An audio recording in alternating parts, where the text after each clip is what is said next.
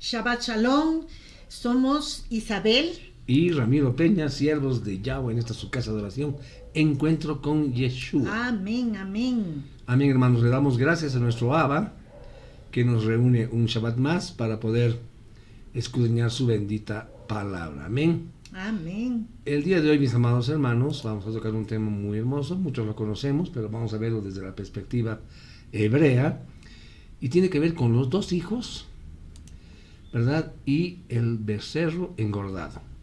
Así que pónganse cómodos, síganos, agarren sus cuadernos de apuntes, sus Biblias, y comencemos esta maravillosa aventura de la lectura de esta enseñanza del día de hoy, de parte de nuestro Abacadosh. Amén. Amén, Baruch Hashem. Muy bien.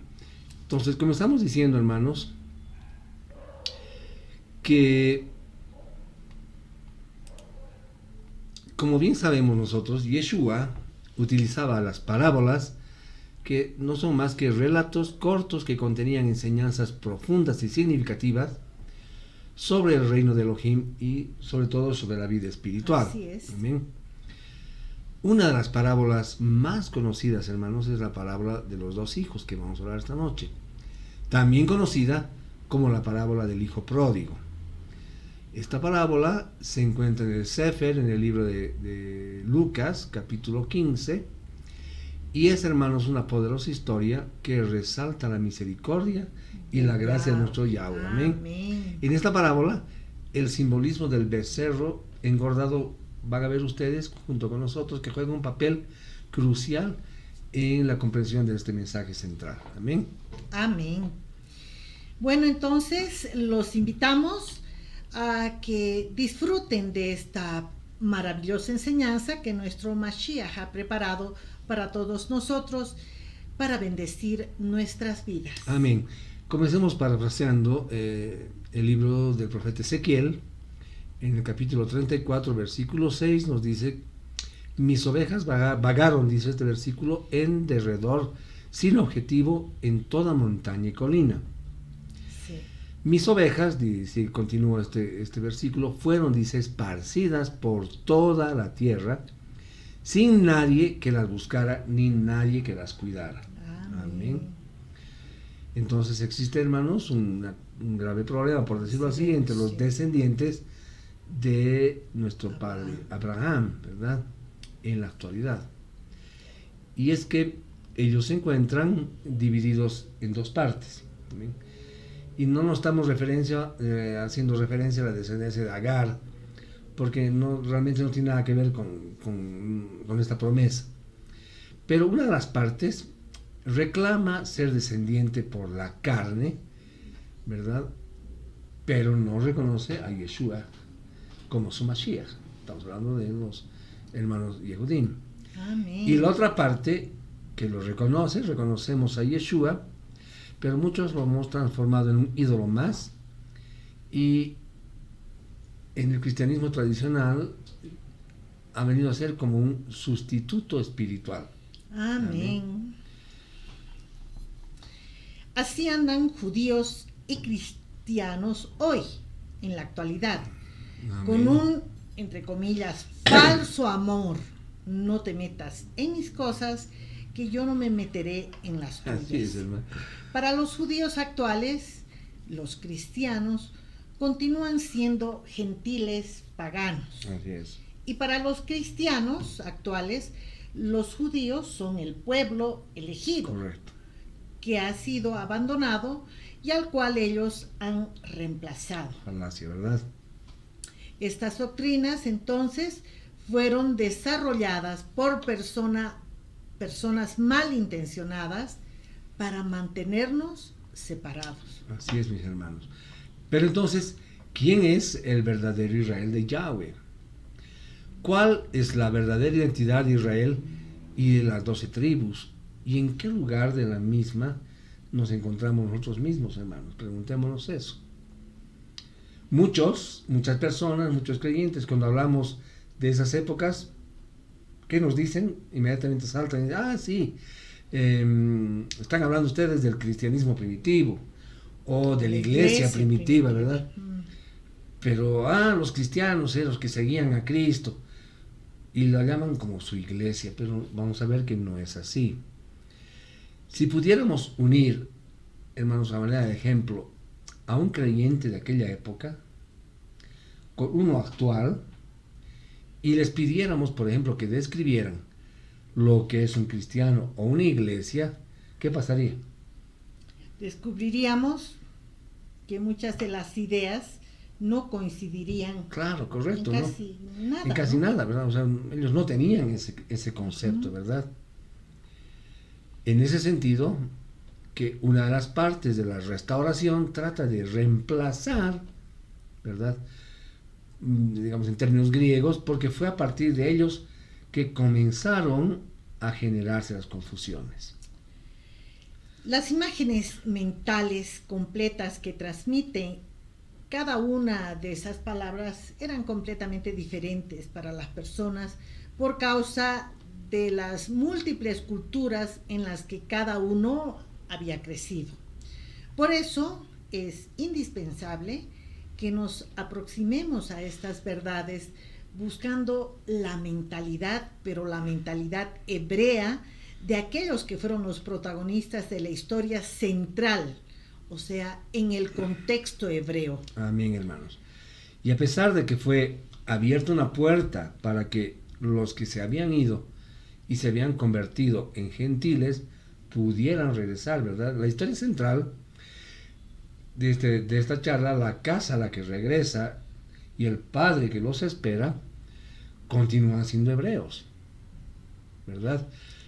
Entonces, no necesitan ni hablar hebreo, ni haber nacido como tales, sino simplemente pedirle ayuda a nuestro Abba y estar atentos a que el mensaje de estas escrituras, aquella historia central de amor, de traición, de abandono, de sacrificio, de reconciliación y restauración, de muerte, ¿verdad? Y no es exactamente como algunos la han querido torcer. Así es. Entonces vamos ahora a las escrituras y vamos a leer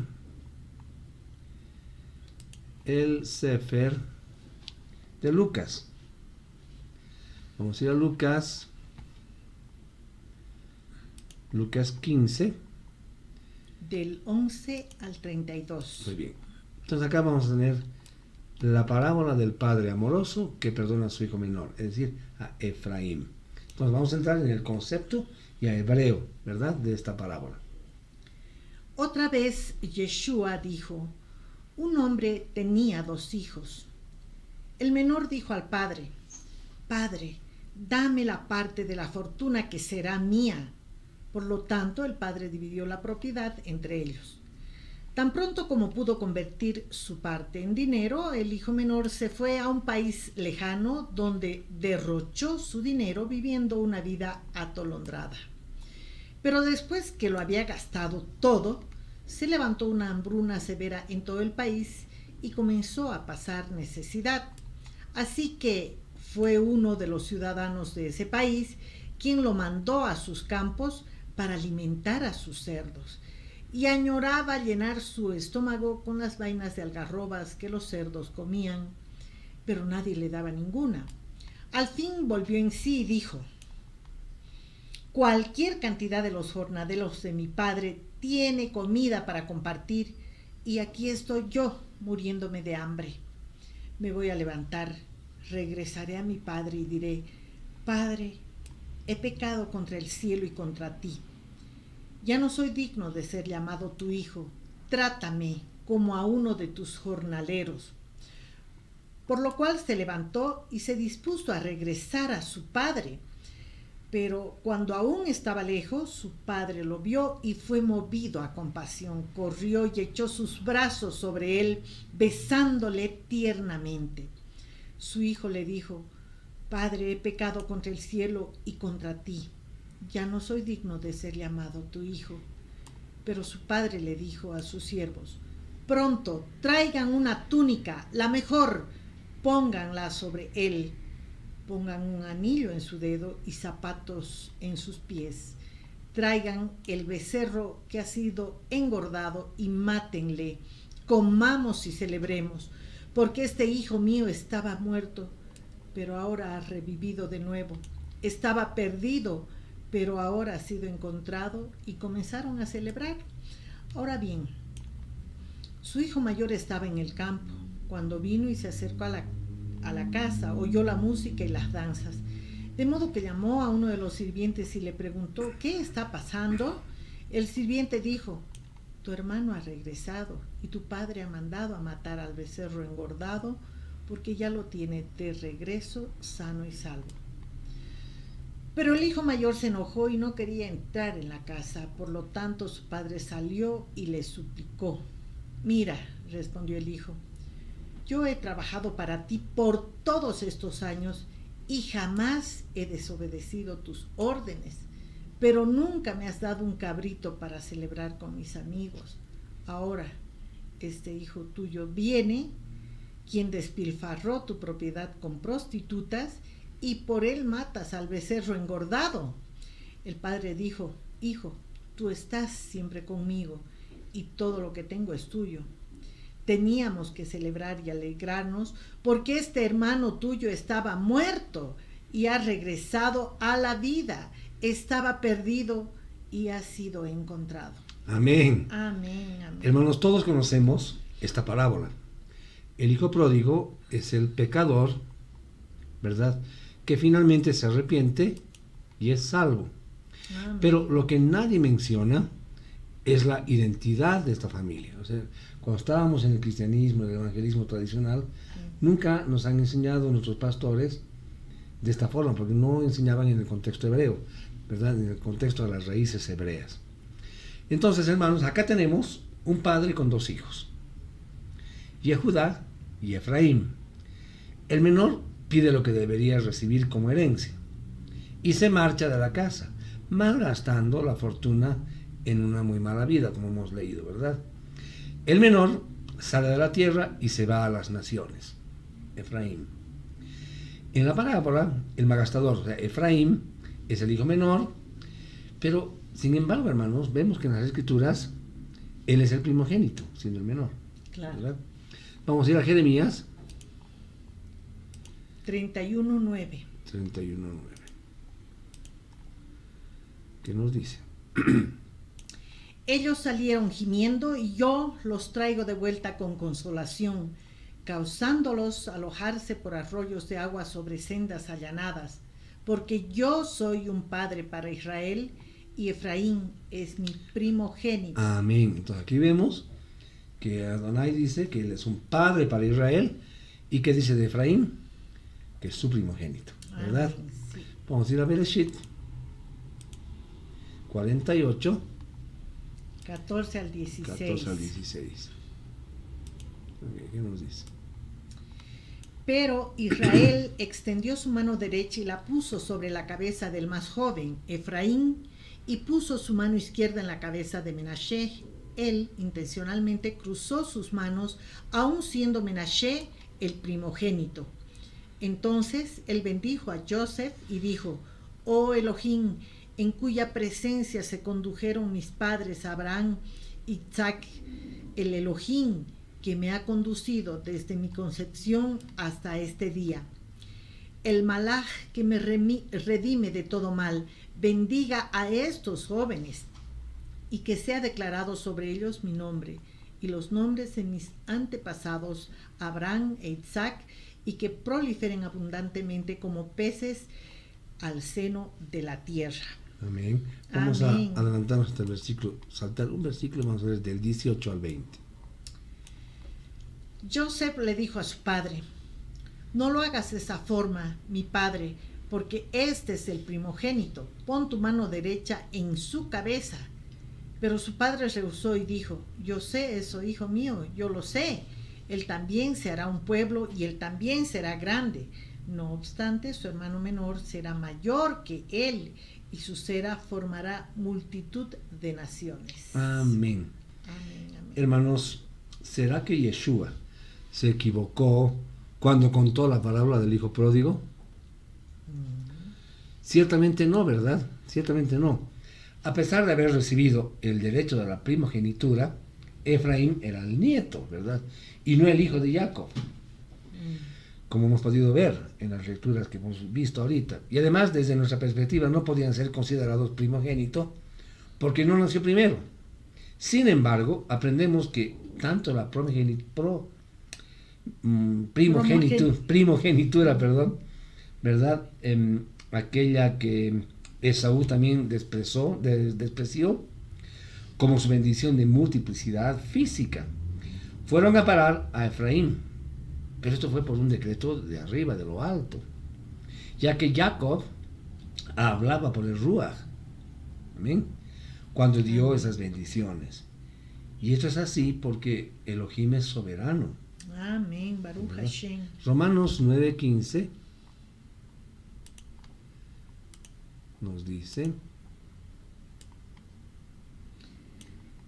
Pues Moshe le dice: tendré misericordia de quien yo quiera tener misericordia y me compadeceré de quien yo quiera compadecerme. Amén.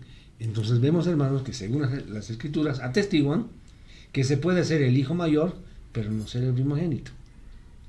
Ahora, el padre no le está negando su herencia, simplemente le permite que haga lo que él deseaba, ¿verdad? Si le dicho, anda, lo deja ir al hijo. Así es nuestro Padre, hermano, nuestro Abba. Él nos advierte las consecuencias de nuestras acciones. Pero si insistimos, Él obviamente permite que actuemos. Las consecuencias vienen luego. Exactamente. Entonces vemos que el hijo malgastó su herencia completa, ¿verdad? Es decir, ya no le quedaba ningún bien porque ya no tenía herencia, se la gastó. Uh-huh. Oseas 7 del 8 al 11 nos dice: Efraín se mezcla con los pueblos. Efraín se ha convertido en una torta a medio hornear. Los extranjeros han devorado su fuerza, pero él no lo sabe, sí. Canas aparecen en él aquí y allá, pero él no lo sabe. El orgullo de Israel testifica en su rostro, pero a pesar de todo esto, ellos no han regresado a Adonai, su Elohim, ni lo han buscado. Efraín se comporta como una paloma necia y tonta, yendo por ayuda a Egipto y luego a Ashur. Amén. Entonces vemos que Efraín se mezcló entre las naciones paganas de la tierra, ¿verdad? Adulteró con sus mujeres, es decir, con las religiones falsas, malgastó sus bienes y terminó pobre y abandonado por sus amigos, esos de fiesta, como tenemos nosotros, ¿no? Cuando estás en buena posición, tienes muchos amigos, ¿no? Pero cuando no tienes, ya la gente ni te llama siquiera, ¿verdad? Entonces, esos falsos amigos que solo se nos acercan para aprovecharse, ¿verdad? Y eso hacían con el hijo que se fue. ¿Y qué pasó? Hemos leído que se fue a cuidar cerdos. Y ustedes saben que la palabra dice que el cerdo es un animal inmundo. Es más, decía que comían mejor que él, ¿verdad? Él se antojaba lo que los cerdos comían. Sí. Entonces, una vez que el hambre y el sufrimiento lo apretaron, es decir, lo estaban atosigando por completo, fue el momento que se dio cuenta de la necedad que había cometido. Y sabemos que hizo él más bien una verdadera teshuvá, ¿verdad? Se dio cuenta y dijo que quería volver a su padre y pedirle perdón y que todo volviera a ser como antes, ¿verdad? Entonces él que practicó un profundo arrepentimiento, ¿sí? Hizo teshuvá, ¿verdad? Vamos a ir a Lucas 15, 18 al 19.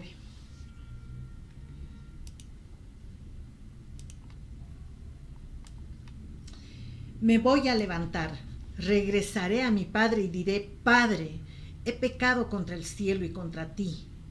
Ya no soy digno de ser llamado tu hijo. Trátame como a uno de tus jornaleros. Amén.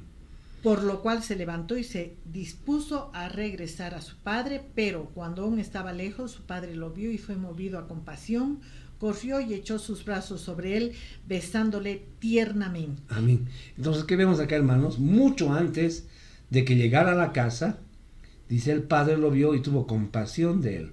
Uh-huh. Y dice que corrió a recibirlo, es decir, salió de la casa, fuera de la casa, ¿verdad? Uh-huh. Y cuando el hijo le dijo: Padre, he pecado contra el cielo y ante ti, ya no soy digno de ser llamado hijo tuyo, ¿Qué pasó? Él respondió vistiéndolo Vistiendo. con las mejores ropas, ¿verdad? Amén. Colocándole un anillo que es el signo de pertenencia a la familia, es decir, es como un sello, ¿verdad? Amén. Y le puso Baruch sandalias Hashem. en sus pies descalzos Amén. y preparó un banquete con un becerro engordado, es decir, un animal guardado para ocasiones especiales, como le reclamó el hijo mayor, ¿verdad? Sí es. Sin embargo, hermanos, pocas veces es analizada la reacción del otro hermano, ¿sí? Que estaba trabajando en el campo, es decir, él nunca había dejado las tierras de su padre. Entonces, ¿qué vimos cuando hemos leído la lectura? Que el hijo tuvo una reacción de celos, ¿verdad? Y que demuestran en su protesta, y vamos a repetir, vamos a recordar el versículo 29 y 30. Lucas 15, 29 y 30. Acá estamos. Mira, respondió el hijo, yo he trabajado para ti por todos estos años y jamás he desobedecido tus órdenes, pero nunca me has dado un cabrito para celebrar con mis amigos. Ahora este hijo tuyo viene, quien despilfarró tu propiedad con prostitutas y por él matas al becerro engordado. Amén. Hermanos, ¿pueden ver con claridad lo que Yehudá está diciendo? Esto realmente es revelador. Habla del becerro engordado, ¿verdad? Dice, y matas al becerro engordado. Tu hijo viene, aquel hijo que despilfarró su propiedad con prostitutas, nos dice, con el mundo, y por este hermano matas al becerro engordado. Este becerro engordado, hermanos, que es sacrificado por el hijo que estaba perdido, no es nada más ni nada menos que nuestro amado Yeshua. Ah, Amén. Baruch Hashem. Es importante ahora Aleluya. que aquí retrocedamos a Bereshit. Cuando Adán y Java cayeron, lo primero que percibieron fue que estaban desnudos, ¿verdad? Ujú. Ellos antes ya estaban desnudos, pero no se daban cuenta, Así porque es. tenían inocencia, ¿verdad? Es decir, no les importaba, no se les pasaba por la mente que fuera algo raro, ni prohibido, simplemente era algo lógico para ellos, ¿verdad? Y algo que nosotros solo podríamos imaginar y deducir. La desnudez física es a menudo llamada la vergüenza en las escrituras, no para indicar que se trata de algo vergonzoso de ese que fue creación perfecta de Yahweh, sino porque indica falta de cobertura. Amén. Adán y Java, hermanos, estaban vestidos con la justicia de lo sagrado y la perdieron por su pecado. Ujú. Por eso necesitaban ser cubiertos. Su vergüenza era su pecado visible ante los ojos. Esta figura de levantar las vestiduras y mostrar las vergüenzas la vemos como amenaza repetidas veces y se refiere a perder la cobertura de justicia. Ahora bien, si Adán y Java la perdieron, ¿qué hicieron? Lógicamente, lo que primero ocurra, como de costumbre, ir a la solución humana, ¿verdad? Vamos a ir a Bereshit 3.7. A ver qué nos dice Bereshit 3.7. Y se iluminaron los ojos de ambos y conocieron que estaban desnudos, despojados de las vestiduras de ónice con que fueron creados, y veían su vergüenza, y se cosieron unas hojas de higuera y se hicieron unos taparrabos. En fin, hermanos, ellos trataron de hacerse sus propios vestidos. Es decir, cualquier cosa, ¿verdad? Eran, como vemos ahí, eran simples taparrabos que estaban hechos de hojas. De hojas. Y así es la justicia de los hombres, mis hermanos. Es decir, son hojas inservibles, ¿verdad? Veamos qué nos dice Mateo 6:30.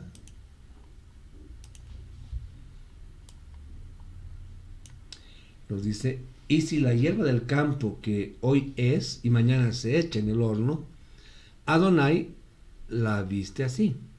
No hará mucho más por vosotros, hombres de poca emuná, nos está diciendo, ¿verdad? Amén. Entonces aquí vemos que claramente la justicia humana, con sus pobres e inútiles taparrabos, hermanos amados, no puede ser aceptada como un sustituto de la justicia perfecta que viste a los kadoshim, es decir, a los apartados, ¿verdad? Amén. Vamos a ir a 1 Corintios 3:13. ¿Qué dice? La obra de cada uno se demostrará por lo que es. Aquel día la declarará, porque será revelada por el fuego. El mismo fuego probará la calidad de la obra de cada uno. En otra versión dice este versículo, ¿qué creen que sucedería con estos taparrabos injustos en el día que estas obras sean probadas por el fuego? ¿Se dan cuenta? Por lo tanto, hermanos, era indispensable que nuestro Abba planeara algo que ya lo tenía desde antes pensado, ¿verdad?, para resolver el tema. O la humanidad estaría irremediablemente perdida, ¿verdad? Entonces ya desde el primer momento, Yahweh estableció el sistema de sacrificio por el cual los hombres podrían aproximarse a él. Volvemos a Bereshit, a la Torah, el capítulo 3, verso 21, que nos dice: Adonai Elohim vistió a Adán y a su esposa y los cubrió de piel. Ok, entonces suponemos, y vamos a verlo en un instante, está hablando de una piel, ¿verdad? Esta fue la cobertura que Yahweh determinó para el pecado de los hombres. Ciertamente para hacerle vestiduras de pieles, como leemos en el versículo 21, ¿verdad? Entonces, ¿qué pasó? Fue necesario matar un animal. Algunos de los que ellos cuidaban antes amorosamente en el huerto. ¿Verdad? Amén. Esto fue así planteado por varios motivos. Uno de ellos era estimular la compasión del hombre acerca del sufrimiento que sus malas acciones causaban a inocentes, algo que lamentablemente no sucedió. Un cordero, que es nuestro cordero Yeshua, nuestro Pesaj, Pascua, y además tenemos el tema de la sangre derramada por Yeshua en este sacrificio. Vamos a ir a Levítico 17:11 para tener mejor contexto. Dice, porque la vida de toda carne, ¿dónde está? Está en su sangre. Y yo la he dado a ustedes en el altar para hacer expiación para ustedes mismos. Porque es la sangre la que hace expiación a causa de la vida. Amén, Baruch Hashem. Bien, volvamos a la palabra del hijo pródigo. Entonces vemos que lo primero que hizo su padre fue vestirlo. Entonces ahora podemos entender este simple acto, ¿verdad? El becerro engordado, que es Yeshua, el unigénito, fue sacrificado por él, como bien explica el hermano mayor, Yehudá, y de allí salieron las vestiduras con las cuales se podrían cubrir las vergüenzas del menor, ¿verdad? Entonces, ciertamente, él no tenía nada en sí mismo con qué cubrirse, solo pecado y corrupción, y necesitaba de la cobertura que el Padre provee a través de Yeshua, nuestro Mashiach. Amén. Amén. En esta simple parábola tenemos todos los símbolos de la salvación de nuestro amado Yeshua. El becerro, que era el sacrificio estipulado por el pecado de un Coanín o de la congregación completa. Muy bien. Entonces aquí vemos, primero, en este caso sabemos que el hijo pródigo representa a Efraín, el Cohanim, dentro del cual vivimos todos los que antes éramos gentiles, que de él descendemos por el cumplimiento de la promesa de multiplicidad que le hizo Abba a Abraham Avinu, ¿verdad? Somos parte de lo que ya hemos venido estudiando durante estas últimas semanas, como la plenitud de los gentiles. Segundo, vemos que las vestiduras, es decir, la cobertura representa más bien la cobertura. El anillo es el sello de la promesa de restauración del hijo perdido, ¿verdad? Este hijo acababa de llegar y su restauración aún era una promesa. Entonces vemos también que ese día hubo una gran fiesta. Acá, hermanos, es importante que entendamos qué es exactamente en este punto la palabra y comprendamos dónde nos encontramos nosotros. Amén. Nosotros, reitero, somos el hijo pródigo, somos Efraín. Somos parte del Padre. Somos aquel hijo que regresa. Y somos vestidos y recibimos el anillo de la promesa, mis amados hermanos. Vamos a leer Efesios 1, 13 al 14, 13 y 14. En él también ustedes que oyeron el mensaje de la verdad, las buenas noticias de salvación, y habiendo puesto su confianza en el Mashiach, fueron sellados por él con el Ruach HaKodesh Amén. de la promesa. ¿Quién es la garantía de nuestra herencia para la redención de los que son salvos y así darle la alabanza que corresponde con su esplendor? Amén. Entonces, hermanos, vemos que somos parte de esa promesa, ¿verdad? Amén. Baruch El Hashem. anillo es el sello del Ruach HaKodesh, del Espíritu de Santidad. ¿Quién garantiza que vamos a recibir una herencia que no merecemos? Porque nuestra parte legal, o sea, nuestra herencia ya la habíamos gastado, ¿verdad? Nos fuimos. Y que además es señal para quien lo ve, de que formamos parte, hermanos, de la familia de nuestro Abba Kadosh. Pero también vemos otro elemento importante, que son las sandalias. Y las sandalias son una parte de la vestimenta que, si nos damos cuenta, nos separan de la tierra, ¿verdad? Evita que estemos en contacto directo con ella. Amén. Baruch Entonces, Hashem. hay un significado muy hermoso, porque nosotros estamos en el mundo, pero no pertenecemos al mundo. Amén. Baruch Hashem. Andamos por él, pero no debemos tocarlo ni contaminarlo. Es decir, no debemos estar con otras religiones o tradiciones culturales, tradiciones babilónicas, ¿verdad? Amén, Baruch Hashem. Ahora bien, muchos han sido enseñados en el cristianismo que esto se refiere a los pecadores que se acercan a Yeshua. El pequeño problema de este planteo estaría en la paternidad. El planteo de que todos los hombres son hijos del Creador no es bíblico, de hecho es gnóstico y satánico.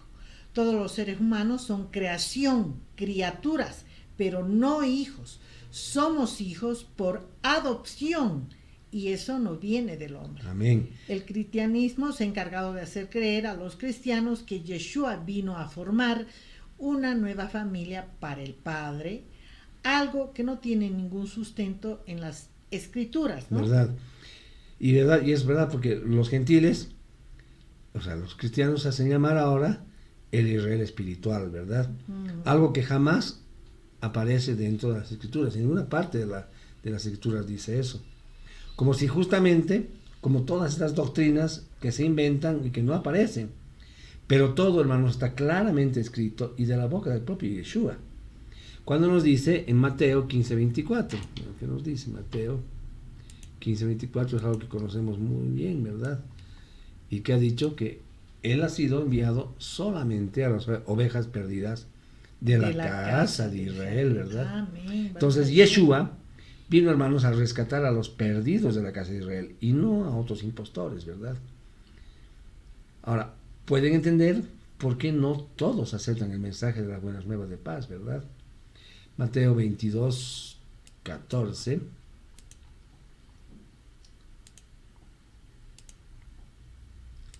dice: Pues muchos son los invitados, pero pocos los escogidos. Es verdad. Amén.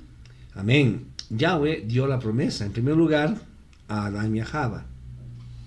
Luego la renovó, ¿en quién? En Noah. En Noé, ¿verdad?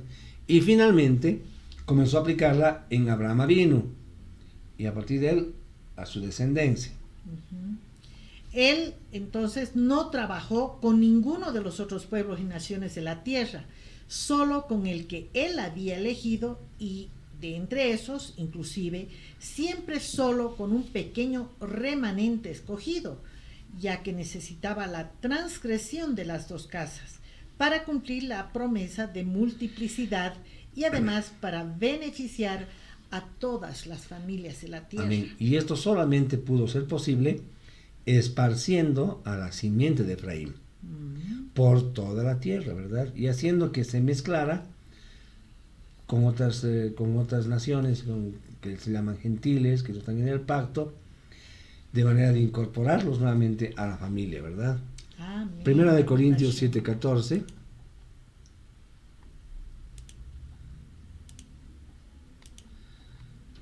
dice, porque el marido incrédulo ha sido apartado para Adonai por la esposa, y la esposa incrédula ha sido apartada para Adonai por el hermano. De otra manera, los hijos serían inmundos, mientras que ahora están apartados para Adonai. amén. Esto, hermanos, fue oculto hasta hoy en el medio de las naciones que sirven al enemigo y que está comenzando a ser mostrada y retirada por los cuatro vientos, ¿verdad? Hay mucha gente que está retornando de los 4 puntos cardinales a nuestro Abba, ¿verdad? Vemos algunos ejemplos. Por ejemplo, Zaqueo se encontró con nuestro maestro Yeshua y Yeshua le dijo muchas cosas, entre ellas, vamos a ver a Lucas 19, 9 al 10. Okay. Yeshua le dijo: hoy la salvación ha venido a esta casa, por cuanto este hombre también es un hijo de Abraham. Amén. Porque el Ben a Adán vino a buscar y salvar lo que estaba perdido. Amén. Entonces, Amén. ¿será que Zaqueo era extranjero? No. Zaqueo era judío, era cobrador de impuestos, era un cargo que solo ejercían los propios miembros del pueblo, ya que se trataba de personas normalmente no muy queridas, ¿verdad? Es más, odiadas. Los romanos, como los romanos no se arriesgaban a los suyos, que habrían sido asesinados, ¿verdad? Un cobrador de impuestos no es muy bien querido en ninguna parte del mundo, ¿verdad? Y Zaqueo, era judío, era de Judea. Amén. Amén. Entonces, ¿por qué Yeshua nos informa que él también es un hijo de Abraham? Pues porque como se ve unas citas antes, en los capítulos anteriores de Lucas, capítulo 19 de 1 al 10, los demás lo consideraban un pecador, un traidor al pueblo, y ya no lo consideraban como parte del mismo. Para ellos, Zaqueo era lo mismo que un gentil. Lo mismo, hermano, sucedió con Efraín, ¿verdad? Con los samaritanos, el reino de Israel, cuando fueron deportados y se mezclaron con las otras naciones, con toda justicia, Yehudá dejó de considerarlos parte de Israel y pasó a considerarlos gentiles incircuncisos.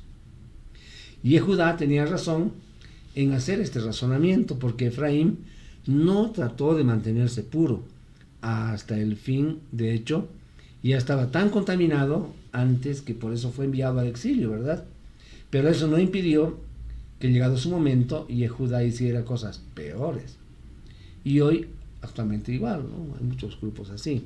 Vamos a ver Jeremías 3, del 8 al 11. Yo vi esto a pesar de que la reincidente Israel había cometido adulterio. Por tanto, la despedí y le di documento de divorcio. Desleal Yehudá. Su hermana no fue movida a temor. En cambio, ella también fue y se prostituyó así. Con la ligereza que Israel se prostituyó, así profanó la tierra, según cometía adulterio con las piedras y los leños. Sin embargo, a pesar de todo esto, su desleal hermana Yehudá no ha regresado a mí de todo corazón. Ella solo hace una pretensión de ello, dice Adonai. Entonces Adonai me dijo: la reincidente Israel ha probado ser más recta Amén. que la desleal Yehudá. Amén. En fin, hermanos, vemos que estos dos hermanos tuvieron graves causas, hicieron grandes cosas, ¿no? Peores, feas, por las cuales fueron castigados.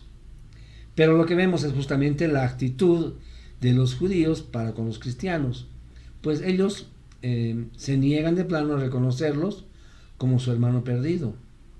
Es decir, no quieren entrar a la casa a regocijarse para su salvación, ¿verdad?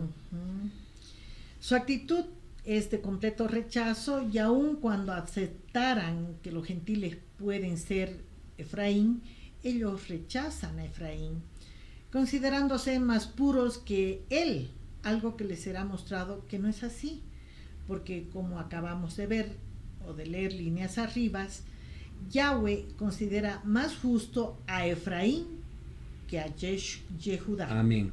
Pero aún, peor aún, que todo esto, se niegan a entrar en la casa y comer el becerro sacrificado, que sabemos quién es, que es Yeshua, ¿verdad? Es decir, se niegan a aceptar la salvación que viene de él. Grave. Ahora sabemos por qué nuestro Abba ha prometido que un remanente les abrirá los ojos y reconocerán al Mashiach en su momento, ¿verdad? Pero en la parábola no se hace más referencia a los pecados de Yehudá. El asunto termina allí, porque no era el punto central de la parábola. Cuando Yeshua vino, trayendo la salvación para todos, si los que estaban cerca y los que estaban lejos, no era aún el momento del cumplimiento total de las cosas, como sabemos. Y lo sabemos porque claramente han pasado más de 2000 años, de modo que ese no era el momento final, sí faltaba aún algo. Vamos a leer Romanos 11, 25 al 27.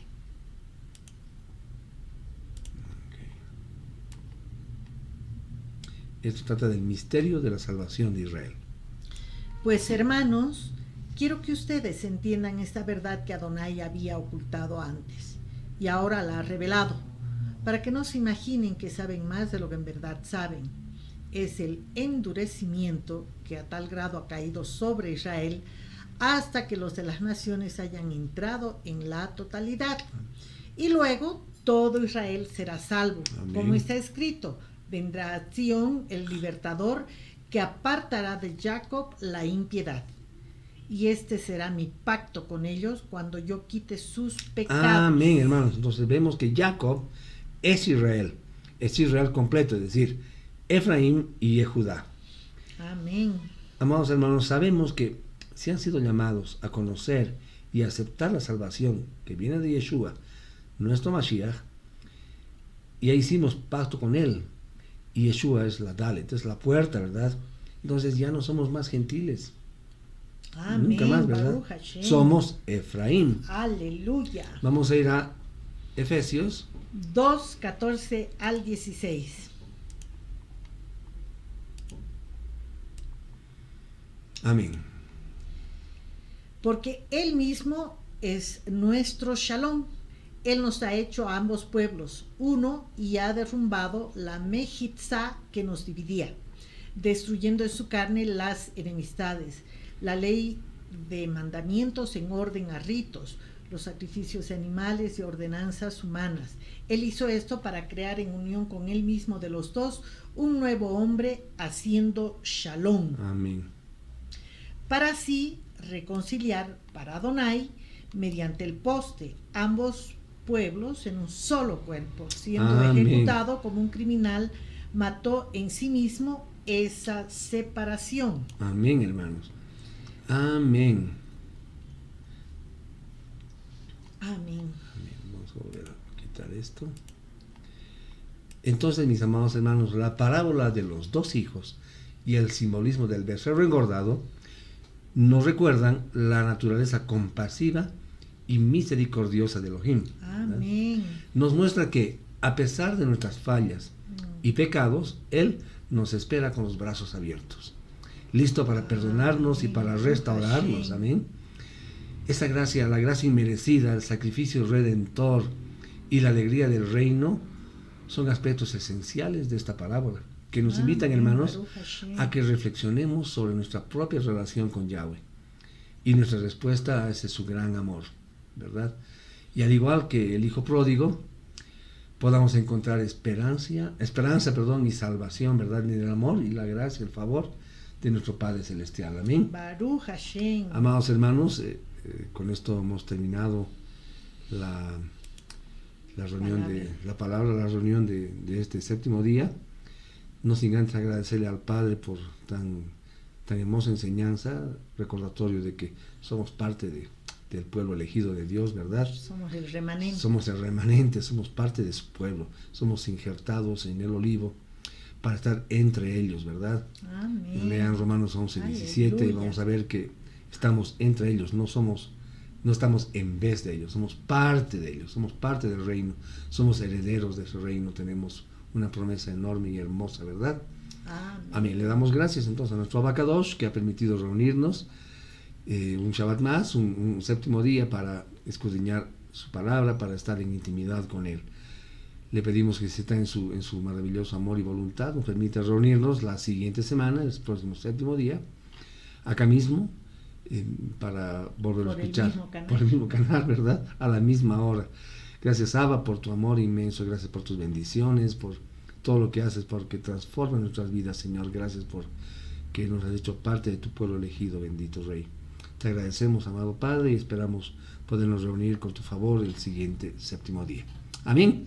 Será con nosotros entonces, mis amados hermanos, hasta el siguiente séptimo día, ¿verdad? Mientras tanto, reciban la bendición de nuestro Abacadosh, que esta semana esté con ustedes, no se separen de su mano poderosa, que su Torah sea la luz que ilumine todos los días nuestro caminar. Amén. Y agradecernos su misericordia. Exactamente. Por elegirnos, ¿no? Así es. Por ser sus escogidos. Por estar acá. Gracias, mis amados hermanos. Buenas noches. Bendiciones del Padre para sus vidas. Shabbat Tov. Shabbat Tov.